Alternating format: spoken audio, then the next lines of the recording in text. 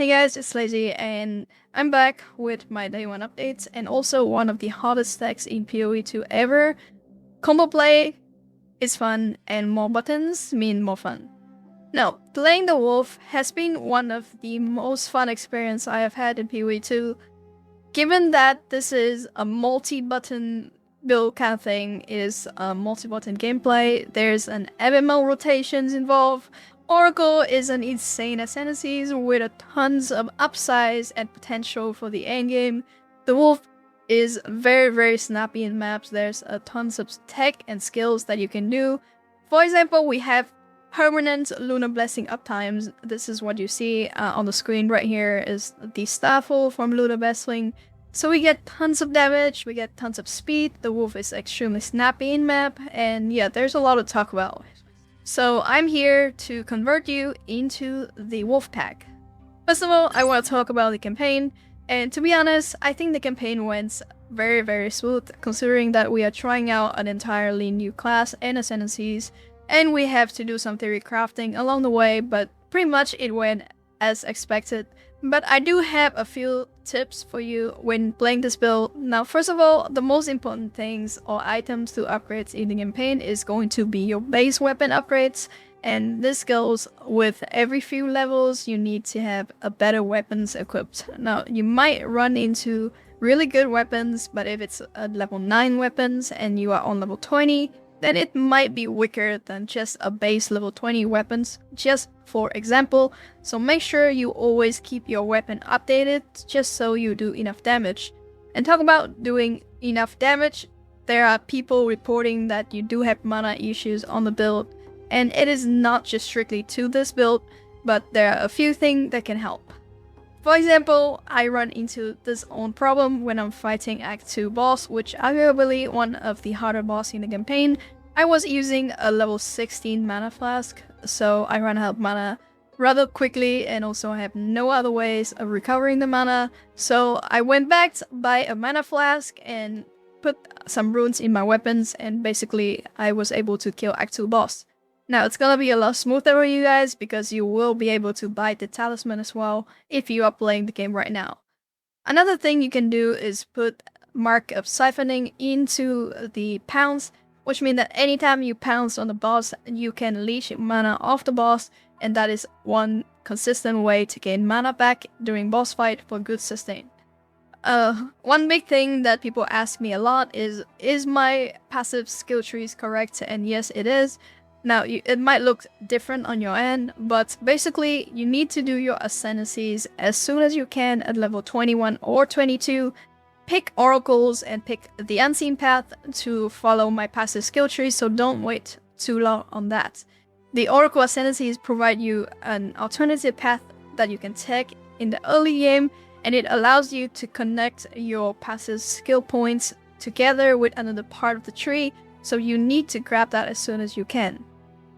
And the final tips I have for you that should help your campaign is make sure that you learn the rotation of the Wolf and do it properly, because yes, like I said before, it is an MMO rotation, but doesn't mean that it will be in the endgame, but just for the campaign, at least try to have your fun.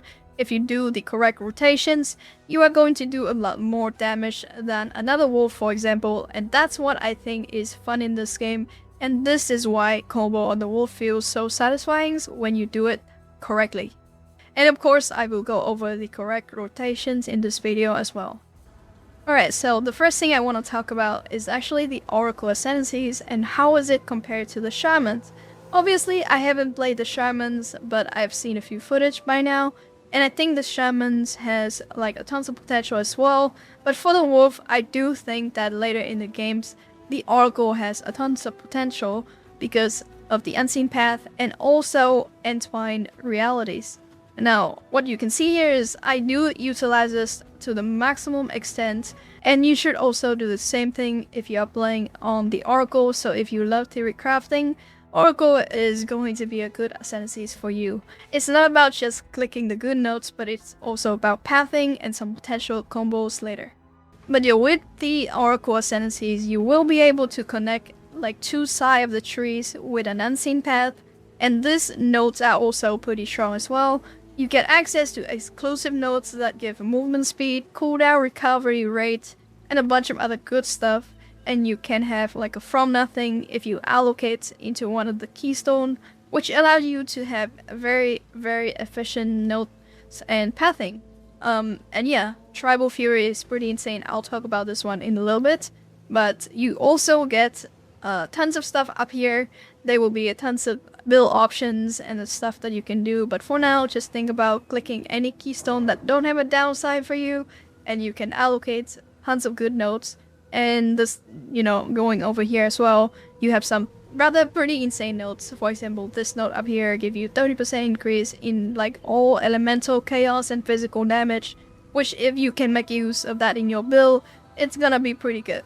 And besides that, the Oracle is the fresh tech to this game, because I do think that there is a tons of potentials. You have access to crit nodes that you don't have access to on the tree, which make the Oracle also very flexible. The Oracle by itself amplify the passive skill trees, and what we know in PoE 2 is that Ascendancy point is not too strong up until 0.4 when they start buffing the numeric number of the other Ascendancies. But yeah, until now, Oracle is gonna be a pretty fresh text, and it allows you very flexibility within the passive skill tree itself, so it's gonna be really strong. Later on in the games, we'll talk a bit more on going for inevitable critical hits, but for now, I'm gonna leave it here. So this is my current characters, and I'm not gonna go too deep into gears, alright, but the setups I'm running is Veil of the Night, in combinations with a few unique items that reduce all elemental resistance, and my gears are quite crappy.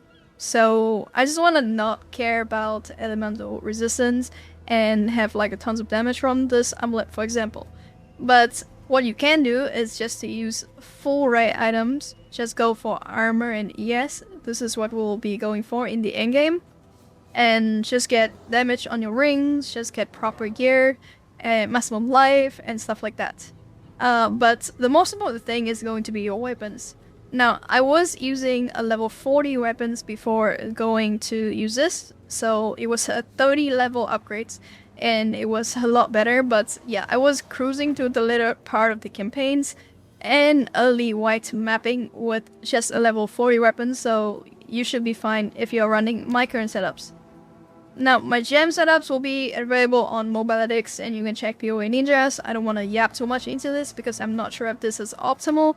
I do want to touch a little bit on strats because I think a lot of people are running a few different setups, but I do think this is the best setups, and it's better than the multi-shot setups because strats, have two-part components. The first one basically has 3 parts, which is a normal, fast, and a final strike. And with crescendos, we're going to attack 50% more attack speed for the first 2 strikes, so that's 2/3 of the attack already. So it is really, really good. And we do want to stack a tons of attack speed on the kills just to make it feel a lot better, but also to claw out a lot of the ice fragments because there's an uncapped amount of it. Now, people are running multi-shots to have more ice fragments come out, but less attack speed. And I don't really like that. I think having more attack speed make mapping feels a lot smoother. Plus, you also do damage when target is no longer frozen or is having the diminishing returns of being just frozen. So this is my current setup that I'm running. Maybe the other setups could be better for bossing, but if you can burst the boss in 1 rotation, then obviously you lose the effect of 1 support gems. I add Lunar Assault with Ancestral Call is very important once you get into maps. If you want to drop something, probably Rapid Attack to put Ancestral Call in combinations with this Tribal Fury where it says strike deals splash damage. The base radius is 1.5, but because we are using a very large swipe like this, and it is also Ancestral Boost, so in maps you will see that I'm jumping to a pack, do this for once and explode the whole pack. And plus we also have permanent uptime for Lunar Blessing, which is something I want to add. Now this is gonna be my first 6-link. I got a lucky drop, so I've 6-linked this.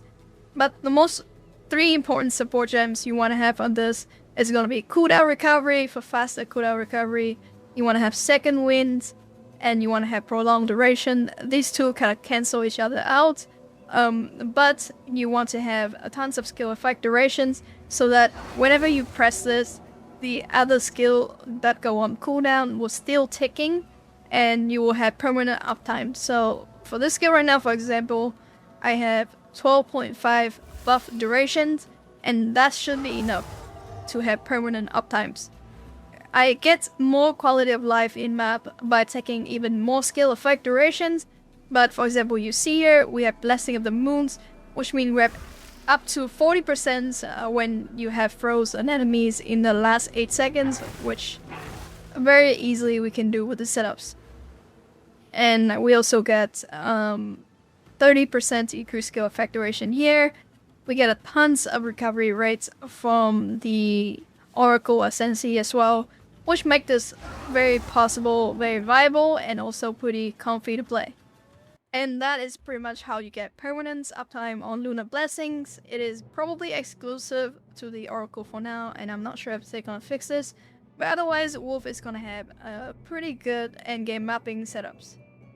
And with that, this is gonna be a quick map showcase just to show you the prowess of the Wolf in maps. And I think it's gonna get even better in the endgame mappings.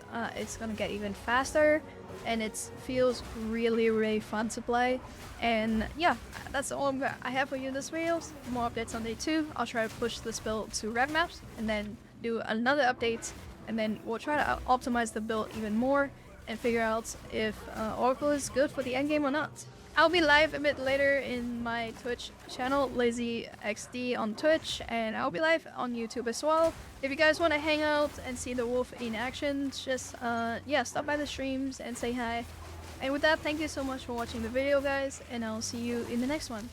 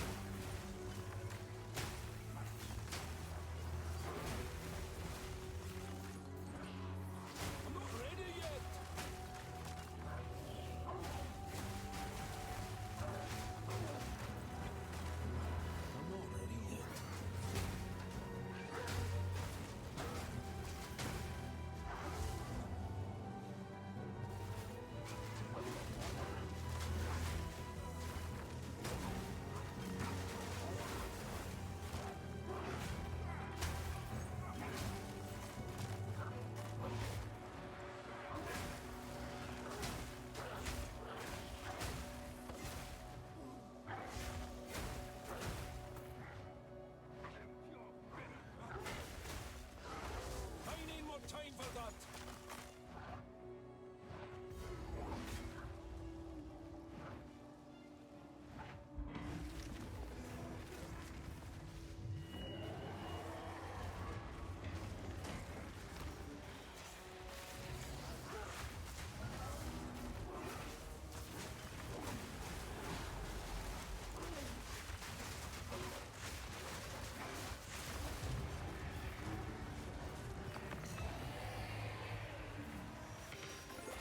That's heavy enough already.